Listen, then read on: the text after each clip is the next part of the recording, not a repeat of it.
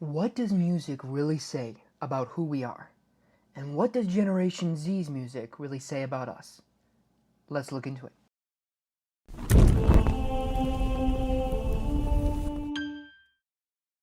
While studying Generation Z and all the other generations, something interesting I came across when I was listening to the different music of the different generations was how different our music or our popular music is to some of the past generations. You think of the boomers and people like the Beatles or the Rolling Stones and the rock and roll music of Generation X. You think of Britney Spears and Eminem and hip hop with Millennials, and then you get to Gen Z. And what music comes to mind when you think of Gen Z? I know for me, I think of people like Olivia Rodrigo, I think of Billie Eilish, I think of Troye Sivan, BTS. I think a lot of these artists come into mind. Maybe Kendrick Lamar, for instance. But what's something, or The Weeknd is another good one. But what's something that they all seem to have in common that is very different from the other ones? And I would say it's a lack of energy. When you listen to the boomers' music, there is this almost fun, contagious, interested energy that you hear from a lot of that music. And then it tends to sour as it goes on to Gen X. But it's always this energy, this percussive force. Even with the millennials, there's still this element of energy that I don't see in our music today. When I hear a lot of the popular music of Gen Z, to me it has a lot of elements of R&B. It's very smooth. The vocals are not as sharp. The instruments are not as loud. There is this sense of being somewhat of a musical antidepressant for us, being something to help us relax. And in fact, the music is relaxing and interesting, and I love a lot of it. However, at the same time, when compared to other generations, it lacks some of that fervor, some of that passion that other music had. It almost sounds like our music was meant to be in the background almost. Like it was meant to be for someone who was sad or depressed. I think Billie Eilish's song, xanny, is a great microcosm of what I'm talking about here. And it's actually a reference, for those who don't know, I think most do, to Xanax, which is an antidepressant medication.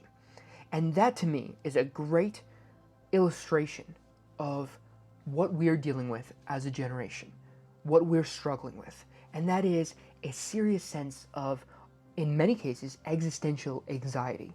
And in other cases, just an overwhelm of all the things that we have to think about, all the things on social media, so many things going through our mind. Both of these together, our music almost acts like an antidote to that, to try to help us out of it, to help us relax, to take a deep breath. In many cases, it is in the minor key, it's a lower tempo, the vocals are not as sharp, the instruments are not as loud as past generations, whereas past generations might have been more passionate, might have been louder, more extreme, more fervent, all of those things. Ours is more subdued, it's more relaxing, because what we need is instead of needing the outside world to be bigger and bolder and for us to do more, which in many cases past generations wanted, instead it's the opposite. It's that we feel that the outside world is too loud, too obnoxious, it's too in our face, there's too many things going on, and we want the opposite. When we're at home, when we're relaxing, when we're in our car, we wanted to have a chance to disengage, to relax from all the noise, to not think about all of the things that are going on. And I think in many ways that is what our music represents. It represents us trying to take a deep breath and trying to disengage.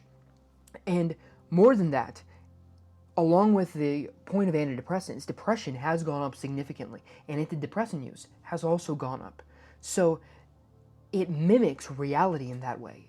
Us wanting to relax in music mimics that we need to relax in real life, that we are feeling more anxious, we are feeling more depressed.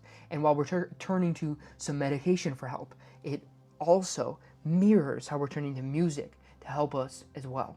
Also, one of the main symptoms of depression is anhedonia, or a numbness, an inability to feel pleasure and pain. This grayness to the world. Everything doesn't feel like anything. Nothing truly feels deeply. And our music, to some degree, mimics that truth, mimics that symptom.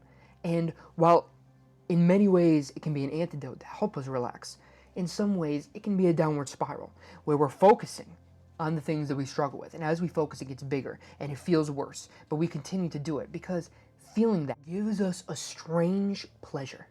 It gives us this feeling that we can feel And I know I'm abusing that word feeling, but it's true. Because while we're checked into that emotion, while we're checked into that song, we get a chance to actually fully embody the emotions that are going through us. So while it's an up, it's also a down. It can make us spiral downward, but also can help us to fully process what is going on in our lives and the emotions that we're feeling. I think this truth of us struggling with these internalizing emotions, with these internalizing disorders like depression and anxiety, and you can go down the list, is all mirrored not just in our music, but it's mirrored, like I said, in antidepressant use going up, which was found in a study by the Journal of Pediatrics, I believe. And while that, and I'll put that on the screen here. So it mirrors the antidepressant use going up. It also mirrors how we're more disengaged with politics, for instance, which a fascinating study that came out, I believe it was the Survey Center on American Life. And what they found was that males in particular, young men, were increasingly disengaged from politics and political issues. They were less interested, less likely to say that they had strong feelings about different topics. And that's another way that I think all of this comes together. It comes together to say that we as a generation somewhat feel disengaged. We feel hazy. We feel like there's too much coming at us. There's too much overwhelming us, too much in our minds, and too much to do. And make that list go long, because we all have our unique issues. We all have the unique things that are going on in our lives. In fact, I think this is bore out by the research as well, when it comes to men, young men in particular, and how they see politics and political issues. The Survey Center on American Life found that on almost every political issue, young men had almost no strong feelings. They had no strong interest when it came to political topics. So there seems to be, on many different metrics, this level of disengagement from our generation, of this feeling like life is too much or modern life is too much, that we want to take a deep breath. And our music, I think, is a way we retreat. We retreat to go into a place where we can relax, where we can take a deep breath and just think about things that aren't going on. And those songs that do talk about what's going on come at it from a lens that somewhat mirror how we're feeling. They give us a sort of sympathy and empathy for how we're feeling, so we can live vicariously through them and be validated and have a chance to really, truly engage with our own emotions and process them properly. So while in many ways it might seem to someone of a different generation that our music is strange, it's weird, it all sounds like they're on weed, right?